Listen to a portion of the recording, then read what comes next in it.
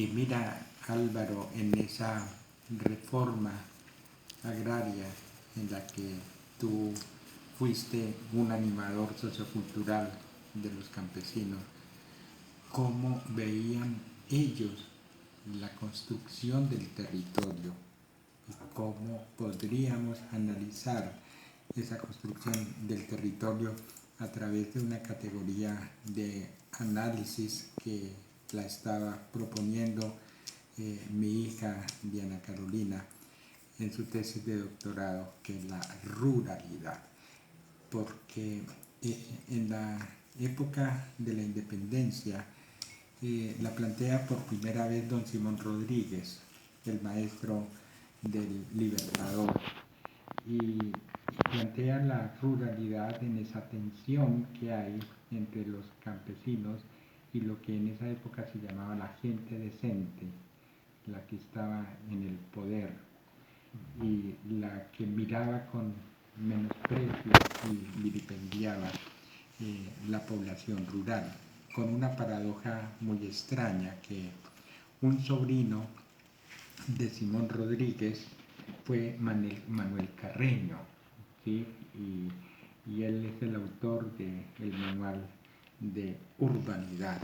Esta problemática, tú como antropólogo,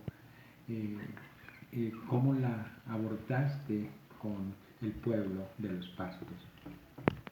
Realmente yo abordé la relación con el pueblo de los Pastos básicamente como un joven activista que estaba buscando la organización social para transformar la sociedad y teníamos ese proyecto un poco difuso de cambiar la sociedad, de hacer justicia social, pero no tenían muchas categorías claramente definidas, sino simplemente pues había que organizar los campesinos para que tomaran la tierra. Y en general se propiciaba la toma de la tierra para que ellos, apropiándose del modo de producción, de acuerdo pues a la concepción muy primaria que teníamos del marxismo, una vez el medio de producción en manos de los campesinos, podría entonces generar un bienestar y producir riqueza de beneficio social o redistribuir la riqueza, etc. Pero no, realmente, para decirlo sinceramente, éramos bastante movidos por una ideología muy genérica y sin duda éramos bastante ignorantes. Eso no cabe duda. Pero el actuar, el recorrer, el presenciar fenómenos como los que ocurrieron en la época va a ser para nosotros revelador y nos va a formar, nos va a cambiar la concepción del mundo. El fenómeno que realmente fue fundamental cuando percibimos que la gente, estos campesinos de los Pastos, cuando toman la tierra empiezan a recuperar memoria de su mundo. Empiezan Y mira que ahí tú planteas un concepto, diría muy poético, no sé si es tuyo o de otro antropólogo, en relación con la definición de territorio como un compendio dinámico de la memoria. El concepto viene después de nosotros con el tiempo nos formamos un colectivo que se llamó Los Solidarios. Habíamos aprendido en el proceso a escuchar, a respetar, a saber oír y sin hacer mayores discusiones renunciamos a hacer adoctrinamiento, sino más bien como acompañar y de alguna manera, aunque tampoco estaba claramente dicho, aprender. Pero estos fenómenos son eventos que uno aprende porque los vive, porque son realmente fenómenos que generan una especie de impacto impresionante. Son momentos, digamos, de una gran connotación en términos cognitivos, en términos que te cambian la visión de las cosas. Cuando ellos decían, recuperaban memoria y trataban de organizar el territorio en franjas longitudinales de norte a sur para que la gente que vive cerca de donde amanece pudiera interactuar con la gente donde el sol se oculta, porque según el relato que nos hacían, la gente que está impactada por el atardecer, de alguna manera percibe el mundo con otra sensibilidad que la gente que está impactada por el sol que despierta. Eso es poético y muy bello. A nosotros nos parecía pues una cosa, digamos, por decirlo de alguna manera, romántica, bellísima, pero al mismo tiempo la descalificábamos. Así no se puede organizar la relación con la tierra. La relación con la tierra es para ponerla a producir pero como La Rosca y el grupo de Orlando Fals nos había Orlando Fals Borda, que deberíamos aprender a oír a los campesinos y no pensar que todo lo que dicen son expresiones del atraso o de la superstición. Oíamos con algún cuidado y en esos relatos surgía una figura mítica, una especie de lo que equivale en la mitología judeocristiana a Moisés. El Moisés de ellos se llamaba Juan Chiles, pero el espíritu de Juan Chiles habitaba el volcán Nevado de Chiles.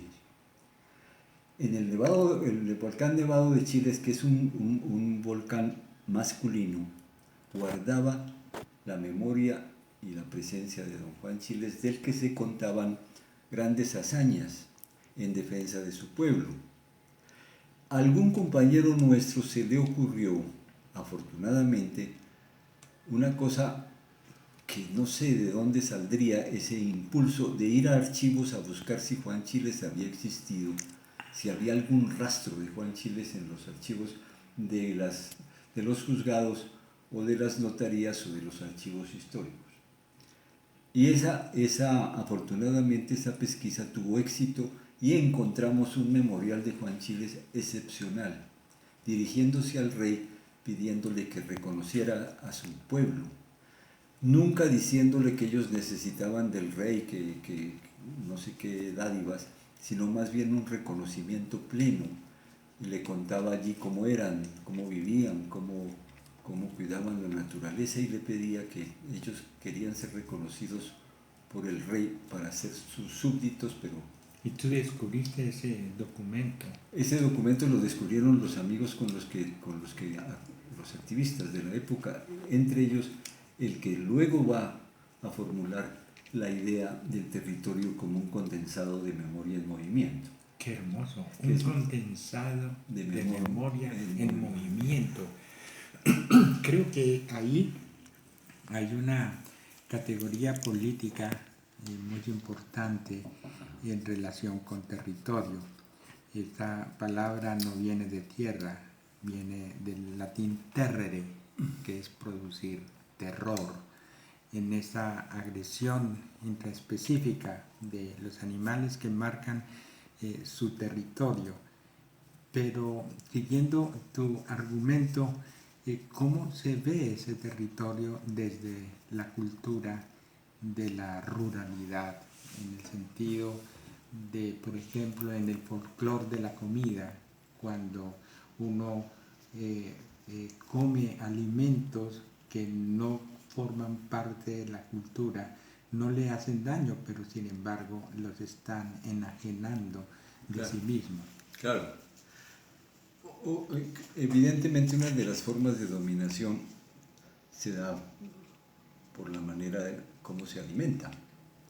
No solo el cuerpo, sino también, digamos, la mente, el espíritu, es decir, cómo procesa la información, cómo incorpora pues, los nutrientes necesarios para fortalecer o para recrear su fuerza, su energía, su capacidad de trabajar y de imaginar y de concebir el mundo, porque la ruralidad vista así, vista en esos, está cargada de una creatividad y de una imaginación desbordante. Cuando les cuento esto de las franjas longitudinales y de estas gentes que tienen distintas percepciones del mundo siendo de una comunidad relativamente pequeña, porque pues no es mucha gente, uno encuentra allí un lenguaje poético, hay una belleza en lo que se dice, hay una manera como de que uno va intuyendo como que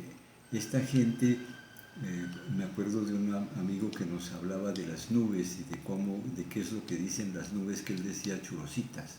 Cuando las nubes son como pelo crespo, él hacía algunas deducciones tomadas esas nubes churositas como un indicio de algo. Todo eso nos sorprendía mucho, nos parecían pues como relatos cargados de belleza, pero que nosotros pensábamos pues que era una belleza que en última estaba distante de la realidad. De alguna manera era una gente como de un espíritu poético que a lo mejor se derivaba de ver como de estar mirando la luna, como decían en ese tiempo mi tía, que era maestra de escuela, decía peyorativamente de los muchachos distraídos, es que se la pasa mirando la luna. Pero decir que se la pasa mirando la luna es decir, no te pone atención a las cosas de este mundo, sino que anda por allá. Y nosotros pensábamos inconscientemente de que todos esos relatos pues eran muy bellos o tenían algún componente que lo conmovía a uno, pero que realmente no tenían nada que ver con la realidad según nosotros. Eran como versiones de ellos, como una imaginación desbordada que les permitía de alguna manera responder a preguntas sobre la vida, pero que no tenía nada que ver con una manera de nombrar, habitar. Ahí hay un problema muy complejo en tu investigación. Creo que lo pone de manifiesto Orlando Fassborda en un hermoso trabajo que él escribe, lo contrata el gobierno de Brasil, los campesinos en Brasil, ¿sí? Pero de la manera como tú lo planteas, lo vivió desde la antropología, un compañero de Sartre, uno de los padres del estructuralismo, Lévi-Strauss, ¿sí? Cuando Lévi-Strauss va a estudiar a los indígenas de las Islas Marquesas, tiene una concepción estructuralista del mundo hasta el punto que se termina haciendo un checklist tienen sistemas democráticos y le pregunta a su formación estructuralista en Occidente si lo tienen o no. Y ahí va observando a los indígenas desde su carpa, hasta que un indígena de los de Taparrabo, que había hecho un doctorado en estudios culturales, le dice: doctor Strauss, si usted quiere comprendernos, tiene que salirse de esa carpa.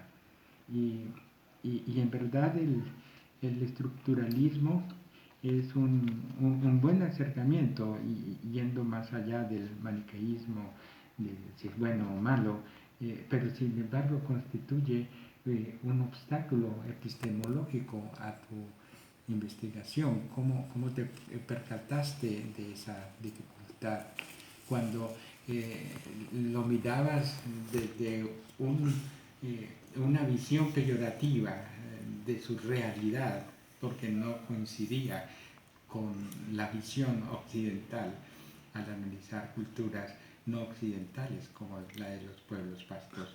Ese prejuicio, para valorar lo que los otros dicen, pues es un prejuicio que no se puede salvar o en la vivencia de esa época, lo salva el mismo acontecer de ese proceso.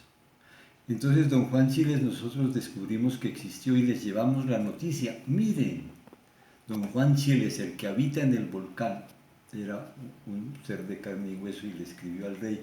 Y el rey le contesta, reconociendo al pueblo de los Pastos, y con una frase final que dice: Carlos Osama. Y hay un pueblito entre los Pastos que se llama Carlosama y que guarda la memoria de aquel reconocimiento que alcanzaron del rey. Y ahí hay una cuestión bien importante en relación con lo que acabas de exponer, por lo menos si lo vemos a la luz de la filosofía política, en ese debate que tienen Axel Honneth y Nancy Fraser en cuanto al reconocimiento o redistribución. Porque el gobierno y en cierta medida tú te constituyes en un animador sociocultural del gobierno como un agente para incentivar a los campesinos a tener una nueva concepción de la tierra, que es algo productivo. Entonces, la discusión es la redistribución de la tierra y la reforma agraria, que es ajena a la realidad del campesino. Y lo que buscaba Juan Chili, el que existió que buscaba el reconocimiento del territorio. Entonces, de su gente. Y creo que esa dificultad se ha solventado ya después de muchos años en lo que han sido tus últimos enfoques, y por eso has querido como volver en esas crisis existenciales que por lo menos vivió también el mismo Lévi-Strauss. Cuando se le encuentra a Sartre, le comenta eso y Lévi-Strauss entra como en un limbo y no escribe por un buen tiempo, mientras logra entender ese problema de que hay que salirse de la carpa y hay que convivir con ellos. Y esa intención veo que está ocurriendo ahora ya a estas alturas de la vida, en donde tú quieres volver, pero ya desde otras visiones de mundo. ¿Cómo fue ese conflicto de visiones entre ese reconocimiento y la redistribución de la tierra en lo que ellos representaban? Porque el hecho de que al campesino no quiere entregar la tierra, es de la Virgen. En cierta medida se está cumpliendo la hipótesis de López Michelsen. Es el proceso pues, de dominación, ¿no? que es un proceso que además se hace para salvar el alma y para ser civilizado y ser creyente. Y de alguna manera, y eso habría que estudiarlo más profundamente, de todas maneras la Virgen de las Lajas, que es tan parecida a la Virgen de Guadalupe, donde con mucha inteligencia los misioneros entienden que mujer y tierra son como, tienen la misma esencia.